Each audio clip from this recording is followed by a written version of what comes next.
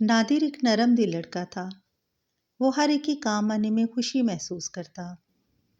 راہ چلتے ہوئے اگر کوئی بزرگ اسے روک کر کام کرنے کے لیے کہتا تو وہ بخوشی اس کا کام کرتا۔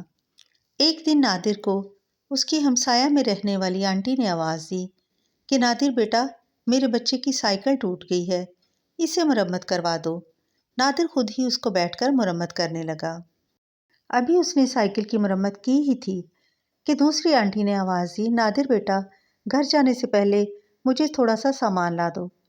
نادر نے خوشی خوشی ان کی بھی بات مان لی۔ اسی طرح کام کرتے ہوئے پورا دن گزر گیا۔ نادر کو احساس ہی نہ ہوا کہ شام ہو گئی ہے۔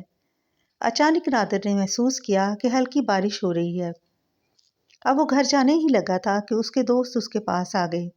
انہوں نے کہا کہ ہماری چھت سے پانی ٹپکتا ہے، اس لیے جلدی سے آ جاؤ، بارش تیز ہونے سے پہلے پہلے اس کی مرمت کر لیں۔ نادر دوسروں کے کام آنے میں خوشی محسوس کرتا تھا۔ فوراً ہی ان کے ساتھ چل دیا اور کافی دیر تک ان کی چھت مرمت کرتا رہا، یہاں تک کہ بارش میں بھیگ گیا۔ جیسے ہی گھر پہنچا، اس نے دیکھا کہ اس کی بوڑھی ماں ایک کونے میں بیٹھی رو رہی ہے۔ نادر حیران ہوا۔ اس نے اپنی ماں سے پوچھا کہ آپ کیوں رو رہی ہیں؟ ماں نے کہا، بیٹا، تم گھر نہیں تھے اور بارش بہت تیز تھی اور ہماری چھت کئی جگہ سے ٹپک رہی تھی۔ میں نے ادھر ادھر سب کی طرف دیکھا، کوئی بھی میری مدد کے لیے نہیں آیا۔ بیٹا، میں کیا کروں؟ تم لوگوں کے کام کرتے کرتے اپنے گھر کو بھول گئے ہو۔ نادر کو بہت شرمندگی محسوس ہوئی۔ اگلے دن صبح اٹھتے ہی نادر نے کچھ اوزار لیے اور اپنی چھت پر چلا گیا۔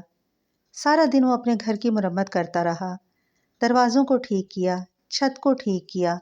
اس دوران میں کئی بار لوگ اسے بلانے آئے۔ کسی نے کہا نادر بازار سے سامان لا دو، کسی نے کہا میرا یہ کام کر دو، کسی نے کہا کہ میرے بچے کو اسکول چھوڑ آؤ۔ نادر سب کو بڑے آرام سے انکار کرتا رہا اور یہ کہتا رہا کہ میں آج مصروف ہوں۔ کسی نے بھی یہ نہیں کہا کہ نادر، ہم تمہاری مدد کر دیں۔ نادر کو یہ بات بہت محسوس ہوئی کہ کوئی بھی میری مدد کے لیے آگے نہیں بڑھا۔ نادر اپنی ماں کے پاس آ کر بیٹھ گیا اور اس نے کہا کہ امی جان، آج میری مدد کے لیے کوئی نہیں آیا، حالانکہ میں ان سب کے کام کرتا رہا۔